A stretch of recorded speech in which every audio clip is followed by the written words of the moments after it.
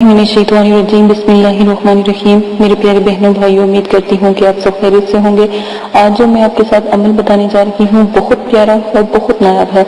मेरे कमेंट्स में बहुत से कमेंट्स आए कि आप ये ला इलाज बीमारी के बारे में आप हमें बताएं, तो ये ला इलाज बीमारी के लिए भी बहुत नायाब है।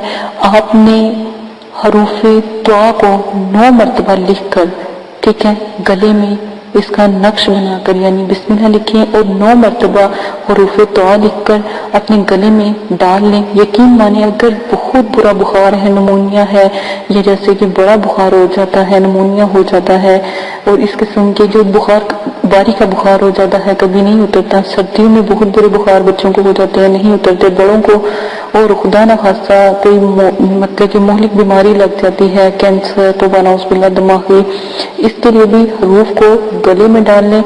इंशाअल्लाह चंद दिनों में ही इसका असर शुरू हो जाएगा, क्योंकि इस हरूफ की हिफाजत करने वाले मुक्लिन बहुत मजबूत हैं।